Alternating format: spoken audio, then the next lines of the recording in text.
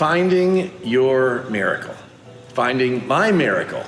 We come to this point early in the season of Advent, and we've been talking about miracles, that God is still in the miracle business. I've asked many times over the years, do you believe in miracles? And we always get some kind of a positive affirmation back. Always someone saying, yeah, I believe in miracles. And yet, do we believe that God is still in the miracle business? Do we believe that God still uses people like you and me, ordinary people like Mary and Joseph, people like you and I? Do we believe that God wants to use people like us to do miracles even today? In the Gospel of Luke, in the first chapter, verses 30 and 31, we read these words. The angel said to her, to Mary, "Do not be afraid, Mary, for you have found favor with God. And now you will conceive in your womb and bear a son, and you will name him Jesus." Friends, if we believe in miracles, if we believe God is still in the miracle business, and we believe that we are to be the hands and feet of Jesus, then it begs the question, how might God be calling you to be a conduit for a miracle? How might God want to use you this Advent season, this Christmas, in the days and year to come? How might God want to use you for a miracle?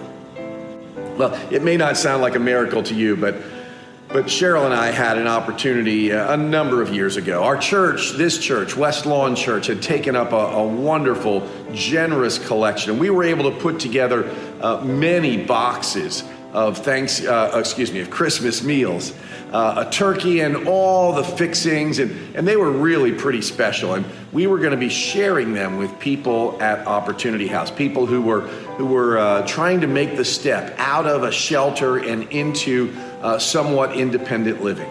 So we took these boxes in, I believe it was a Sunday afternoon, and as we delivered them, one lady came out to us, and she apparently knew that she was to be a recipient of this, and she said, "Are they all turkeys?" We said, "Yes, I forget how many, but it was more than a dozen." She said, "Oh." So is there a problem? She said, I don't eat turkey." Now, I don't know if she had an allergic reaction to turkey, if turkey made her sick, if it made her sleepy, as it does me on Christmas afternoon, but there's a lot of reasons for that. I don't know why she said what she did. I don't know what caused her to say that, if it was just personal taste or if there was a medical condition behind it. But I can remember my first thoughts were, how ungrateful can you be? My wife, on the other hand, responded in a much different way. She said, "Is there something else that you like?" And the woman said, "I haven't had a ham in a long, long time."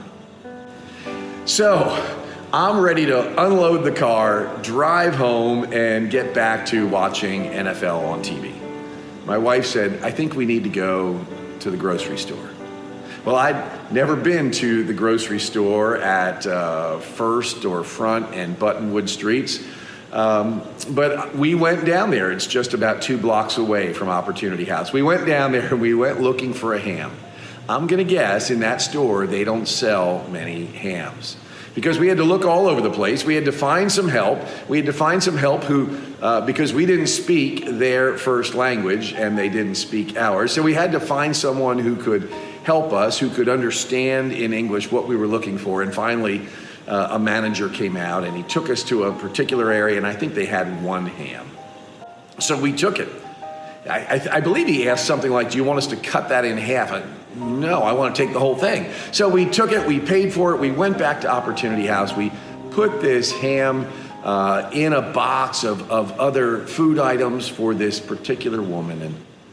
And when my wife delivered it to her, her response was, "Are you an angel? Are you an angel?" Now, I've lived with Cheryl for 40 years. I can tell you she's no angel, as she would tell you I am no saint. But we'll never forget that Christmas. And I'll never forget that woman, and how someone whose voice had so rarely been heard, someone who was so used to being overlooked or taken for granted or looked down upon. I hope I never forget the response of that woman who, out of joy and gratitude and I believe sincerity said, "Are you an angel?" Well, I'm no angel. My wife's no angel. But the angel Gabriel did come to Mary. The angel Gabriel gave Mary a vision for something that she could have never imagined up to that point. The angel Gabriel spoke into her heart and into her life and changed her life forever. And let's be honest, in that moment, not in a positive way. For the next several months, next 9 months, Mary faced hardships that most of us can never imagine. But God planted a seed for a miracle in the heart and vision of Mary through the angel Gabriel. And I wonder for you today, if God has planted a seed in your mind, in your heart, to do something miraculous. You know, right here at West Lawn, we started a ministry I guess it was at the beginning of my second year here. So in 2001, in the fall, we started a ministry we now call West Lawn Wednesdays. And although we haven't been meeting since early March of this year, West Lawn Wednesdays came out of a vision, a dream of the people of God coming together in the middle of the week at the church being the focal point of people's lives in the middle of the week, and a place where they could come and meet together, where they could have food and fellowship together, where they could be fed in their bodies with good food, and where they could be fed with their souls. And so we call it, and on the back of our West Lawn Wednesday t-shirts, it still says, food for the body, food for the soul. Well, we knew we could feed people. We thought we could feed people. But I had no idea how it would take off. I had no idea that 20 years later, we would be seeing hundreds of people, upwards of 400 people coming out every Wednesday night to share in a meal. And not all church members. In fact, I suspect that about 60% of the folks who come to our West Lawn Wednesday meals have no church affiliation, or certainly not with the West Lawn Church. But they come anyway. It has become a gathering point for people. It has been a channel for youth to serve. Some serve out of the goodness of their hearts. Some serve to satisfy a school requirement or a scouting requirement. And some serve to satisfy a court-ordered requirement. But whatever the case may be, young people come and serve. And some of those folks, even after they've met their obligation, continue to come. We've raised money for missions. I'll never forget when Al Wicks told me the very first night, "What are we going to do with the money we made?" I said, "What money? We have to pay for the groceries." He said, "We did that. Now we've got some profit. What are we going to do?" And we made the decision right then and there.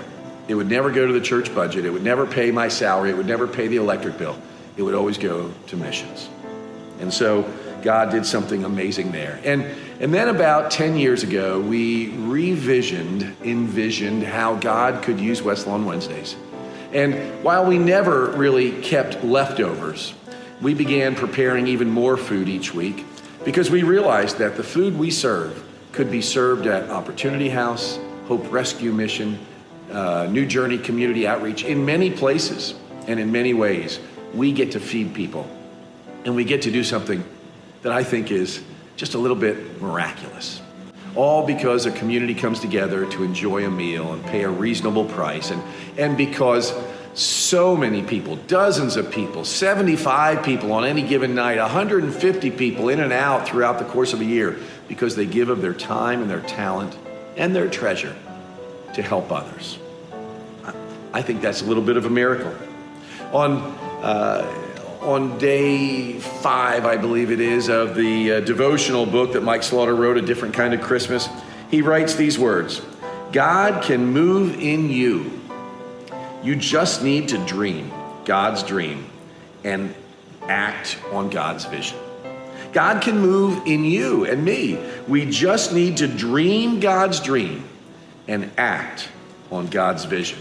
Friends, I pray that during this Advent season, as we approach another Christmas, as strange and as different as it may be, that you will search for that seed that God wants to plant in your life, or through you into the lives of others, to do something miraculous. And may God be with you till we meet again.